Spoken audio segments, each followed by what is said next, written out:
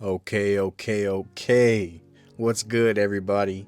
Welcome back to the 402 Eats podcast, the podcast where I, your host, Quise Varoz, goes around Omaha trying some of the most talked about food spots in the city, and I give you the real, the honest breakdown of whether they're actually worth your time and most of all, your money. Because as college students, yeah, and when I say worth it, I mean everything. Not just does it taste good, I'm talking about the full experience from the moment you pull up to the moment you leave. The parking, the atmosphere, the service, the presentation, the food, and the price. Because, like I said, especially as college students, spending 20, 30, even 40 plus dollars on food, that's not light. So, if we're going to spend it, it better hit, and I better want to come back again. If you were here for episode 1, you already know how we started. We went to La Mesa, one of the most awarded, most decorated Mexican restaurants in the city. It's very polished, very clean, very consistent, and is always delivering when it comes to that food aspect. And your boy gave it an 8 out of 5 out of 10. But if I'm being honest, it felt like it was a safe pick. And that's okay. But this episode is going to be different. We're stepping into something way more creative, way more experimental, and honestly, a little bit more unpredictable. We're heading to Benson. We're taking it to the north side.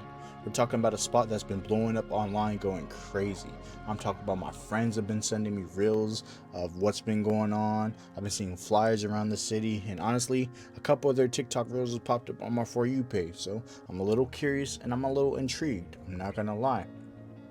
Now, it's a small-owned, black-owned business that's really been making noise in the city. O.T.B. It stands for Off the Bone Turkey Legs. I'm telling you right now, this experience, it was different. So, before I even went in and inspected and analyzed everything from the inside out, I already had my expectations set in place.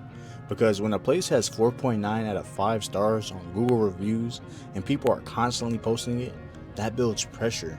Now, I'm not just gonna go eat, like I said, I'm gonna go analyze. So when I sat down inside the restaurant and I popped open that menu and I looked at what they had to offer, my eyes and my stomach went absolutely ballistic. And that's when I realized this isn't normal food. This is creativity at another level. We're talking Oreo wings, fruity pebble wings, peanut butter and jelly wings, hot Cheeto flavors, spicy caramel, raspberry chipotle. And I had to really think, is this actually good? Or is this something people try once for the experience? Because there's a big difference. Some food is good, and some food is just interesting. I don't know. We're about to find out. So, going into this, my mindset was pretty much set. And it was pretty much simple. I'm not here to be impressed by creativity alone. The food still has to taste good if it's going to be worth all this money. So boom, Thursday afternoon, I head out to Benson, and Benson already has its own energy. It's active, it's creative, and there's always people around. But let's talk about the real experience, the parking. I pull up and immediately I'm circling for about 8 to 10 minutes trying to find a spot. Once, twice, 3 times. And I'm like, yeah, this might be one of those spots because if it's good, people gonna be here. But eventually I find parking, but it's not close. So now I gotta walk. Now I'm on feet. And while I'm walking, I'm already thinking this food better be worth it because I'm already putting in effort before I even step inside and even taste what they even gotta offer. Now, another thing I noticed while I was out there, and I'm gonna keep it real because that's what this podcast is all about. There were a few homeless people outside the strip asking for money. And I'm not saying that's disrespect to anybody, but as someone coming in trying to enjoy the experience, it's something you notice. It makes you a little more aware of your surroundings.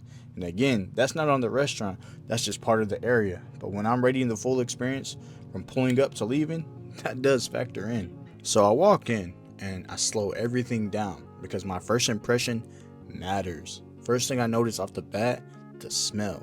Seasoned meat, sauces, everything's cooking. It heats you immediately and your mouth starts to drool. I can't make this up. And that's what pulls you in. Then the music, smooth R&B, some jazz. It set a vibe and it set a setting and I'm all here for it. But I'm going to be honest, at times it got a little loud. Not enough to ruin the experience or anything, but enough for when I noticed a couple little times. Now, visually, this is where the place stands out. It doesn't feel corporate, it feels personal, it feels small. Like I said, it feels black owned, like something built from the ground up. And then I see the board where customers write their names, and I just took a second to look at it, because that's not just decoration, that's community. That's people leaving their mark, coming together and trying something for the better. Now, I step up to order, and I'm not rushing, because this menu, it makes you think, do I play it safe, or do I really test this place out and see what it has to offer? Because that's what the podcast is all about. And I told myself, if I'm doing this right, I gotta step outside my comfort zone. So I'll order all the wings I named above. And the drinks, they got horchatas, Kool-Aids, alcohols, cocktails, you name it. Now, when they tell me the total was $45 after ordering everything I ordered, I pause, because that's real money right there. So now I'm thinking, this food gotta deliver, not just taste good, but actually feel worth it. Now, it's been about 10 minutes and my food is finally ready. Now I can finally wipe the drool off my face. But what immediately stood out to me was the branding. Even from the cups and the trays and the plates that they had, they all had their logos on them. And that might sound small, but that's detail, and that's marketing at its finest. That's the business thinking about its image and protecting its reputation. Now, like I said, my food finally comes out, and visually it looks good. Not sloppy, not rushed, everything looked intentional. And presentation matters, because before you even taste the food, you're already judging it. But in my head, I'm just happy I seen the waiter walk my way. I know y'all know how that feels. But let's get into it. So I ordered the hot honey wings. First bite, the sweet hits immediately. Then the heat follows. But it feels balanced. It tastes balanced. The chicken is juicy. It's cooked right. It's not dry. The sauce is sticking perfectly to the chicken bone. It's tasting real good. Like I said, we're off to a good start.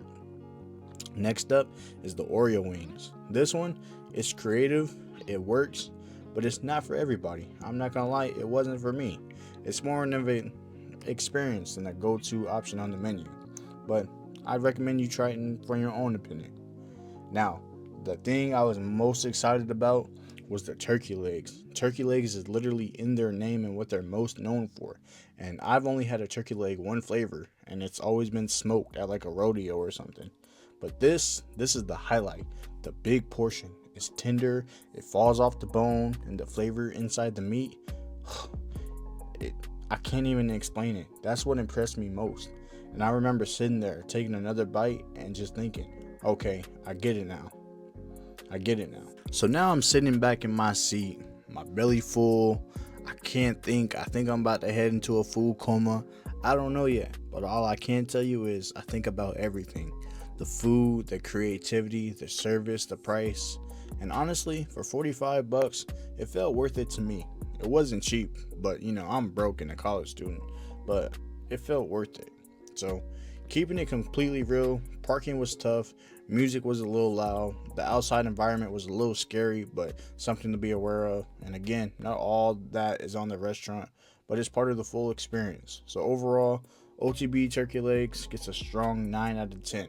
That's the highest restaurant we tried so far. But if you want something different, if you want creativity, if you want an experience, this is the spot. So that's episode 2 of 402 Eats. We're leveling up every episode. More detail, more storytelling, more real. I'm your host, Quise Varoz, and I'll catch y'all next time. Let me know what y'all think about and what restaurants y'all want me to try. As always, stay real.